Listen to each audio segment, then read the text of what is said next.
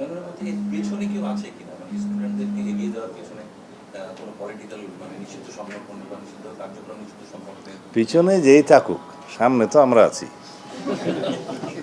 রাস্তা নামছে, মানুষের ভোগান্তি হচ্ছে, রাস্তা বন্ধ হচ্ছে।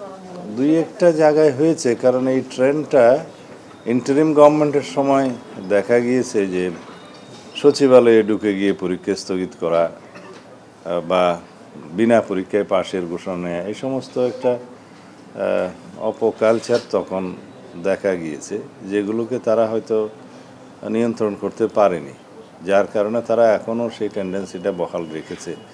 তবে তাতে করে আমরা শিক্ষার মান ক্ষুণ্ণ হোক এরকম কোনো বিষয়ে আমরা অ্যালাউ করব না, কারণ আমরা নকলমুক্ত পরিবেশে পরীক্ষা নিতে চাই এবং বাংলাদেশের যে শিক্ষার মান সেটা অনেক নিচে নেমে গিয়েছিল, সেটাকে আমরা পুনরুদ্ধার করে জাতীয়ভাবে আমরা একটা শিক্ষিত শক্তিশালী জাতি গঠন করতে চাই। সবাই জানেন, আপনারা কোনো দেশের শিক্ষা ব্যবস্থা যদি ধ্বংসপ্রাপ্ত হয় সেই জাতির কোনো ভবিষ্যৎ নাই।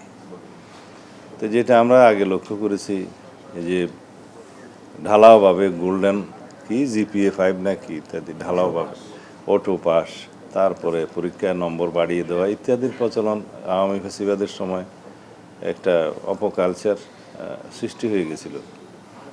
তো তাতে করে আমাদের শিক্ষার মান অনেক নিচে নেমে গিয়েছে।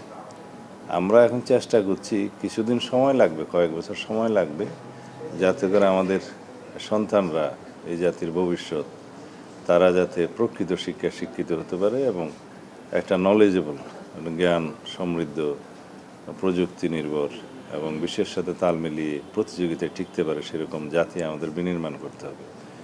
তো সেই বিষয়ে আমরা আপোষহীন।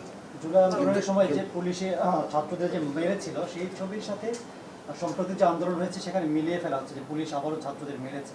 পুলিশকে আসলে আপনাদের কি নির্দেশনা দেওয়া ছিল? না, এগুলো কিছু ডিসইনফরমেশন। প্রকৃত ঘটনা, তথ্য, ছবি, ভিডিও আপনাদের সামনে আছে। এগুলো বিভিন্ন সোশ্যাল মিডিয়াতে উত্তেজনা সৃষ্টি করার জন্য কেউ কেউ হয়তো ব্যবহার করছে। জনগণের মধ্যে এর পেছনে কেউ আছে কিনা, মানে স্টুডেন্টদেরকে এগিয়ে দেওয়ার পেছনে কোনো পলিটিক্যাল মানে নিষিদ্ধ সংগঠন বা নিষিদ্ধ কার্যক্রম নিষিদ্ধ সংগঠনের পিছনে যেই থাকুক, সামনে তো আমরা আছি।